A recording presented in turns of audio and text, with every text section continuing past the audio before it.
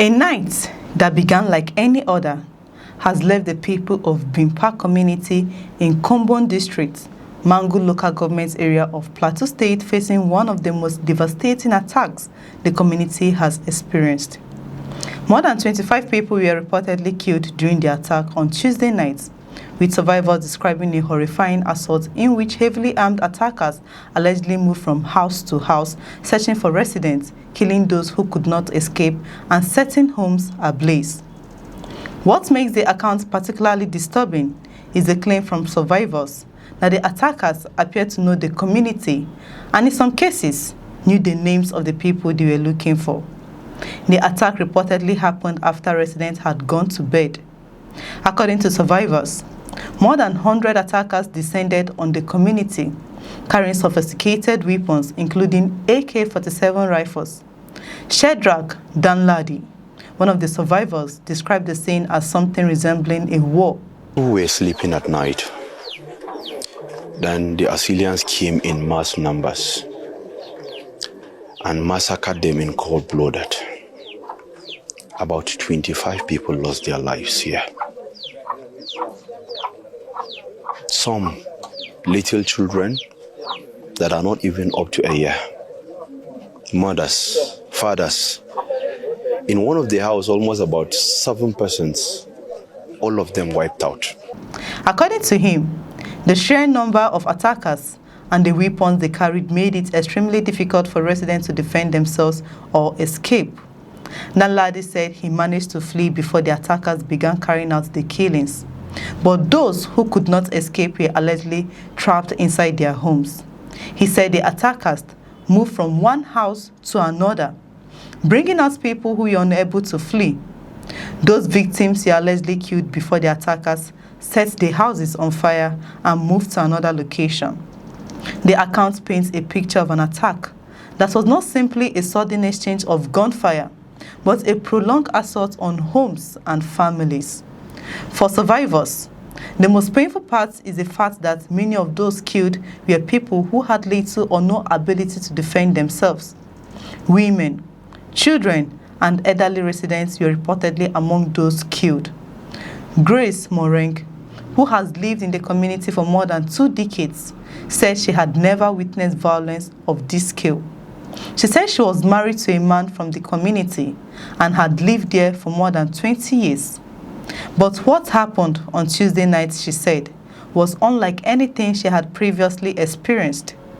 According to Moreng, the attackers spoke Fulani and appeared to know exactly where they were going. She alleged that the attackers mentioned the names of certain people and specific households they wanted to attack. That detail has become one of the most disturbing elements of the survivors' accounts. According to her, the attackers would enter a house and call out the names of people they were allegedly looking for. If those individuals were not present, the attackers would reportedly enter the house and bring out whoever was inside. Those people were then allegedly killed.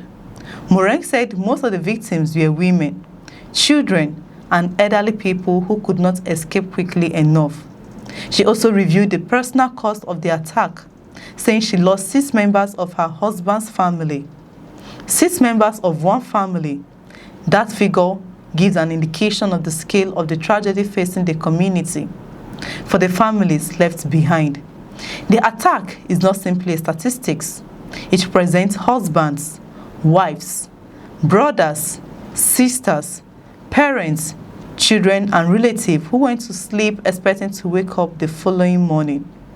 Instead, their families were left searching for survivors and mourning those who never made it out. Another survivor, Talatu Solomon, described an equally devastating loss. She said she lost her husband, his 2 brothers, and 3 of their cousins. 6 members of her family were reportedly killed. According to Solomon, the victims were inside the house sleeping when the attackers set it on fire. Her own survival, she said, was connected to circumstances that took her away from the community that night. She explained that her younger sister was ill and that she had traveled to Panyam to care for her. That decision meant she was not inside the family home when the attack occurred. She described her survival as an act of divine intervention. But while she survived, her husband and several other members of the family did not. The accounts from Bimpac raised serious questions about how the attackers were able to enter the community, move around from an extended period, and allegedly identify specific households. They also raised questions about security presence in the area and whether residents had any warning that an attack was imminent. For a community facing armed attackers at night, response time can mean the difference between survival and death.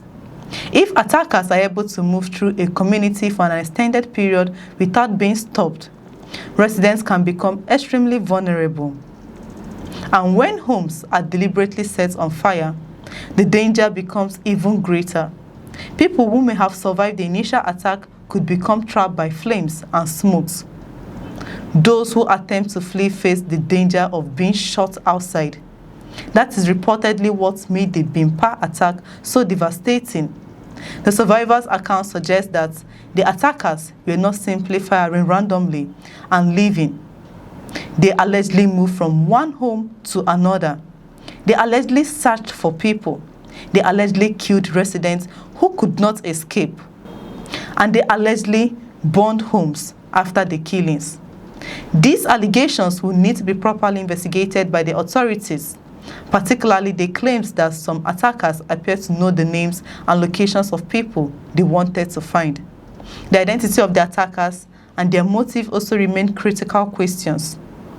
The survivors described the attackers as heavily armed militants, with Danladi estimating their number at more than 100. But establishing the exact number of attackers, identifying those responsible, and determining whether anyone assisted them will depend on a full investigation. There is also the broader question of why communities in Plateau State continue to experience deadly attacks. Plateau has suffered repeated violence over the years, with communities in areas including Mangu and other parts of the state experiencing attacks, displacements, and destruction. Each new attack creates another wave of fear.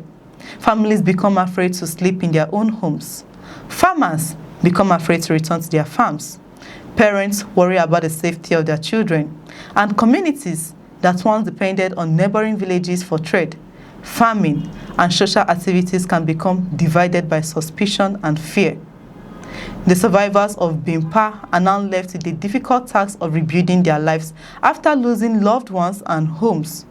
For Talatu Solomon, the loss of her husband and 5 other family members cannot simply be measured in numbers. For Grace Moreng, the loss of 6 members of her husband's family represents a permanent wound. And for Shedrack Danladi, the memory of watching attackers move through his community is something he says will remain with him for the rest of his life. The accounts coming from Bimpac are therefore more than descriptions of one night of violence. They are a warning about what happens when vulnerable communities are unable to receive protection quickly enough. The immediate priority is to ensure the safety of those who survived, provide medical and psychological support to victims, protect displaced families, and prevent further attacks. But beyond emergency assistance, residents will need answers. Who organized the attack? How did such a large group of armed men enter the community? Were security agencies warned? Why were the attackers allegedly able to move from house to house? How did they allegedly know the names and homes of some residents? And can the people responsible actually be identified and brought before the law? Those questions cannot be allowed to disappear after the headlines fade. Every family that lost someone deserves answer, and every resident who survived deserves to know that their community will not be abandoned. The people of Bimpac have already experienced the horror. What they need now is protection, justice, and a credible investigation capable of establishing exactly what happened that night and holding those responsible accountable. If you want more verified updates on major security developments across Nigeria, subscribe to the channel and stay with us for the latest developments. I'm Chidera Isom. Thanks for watching.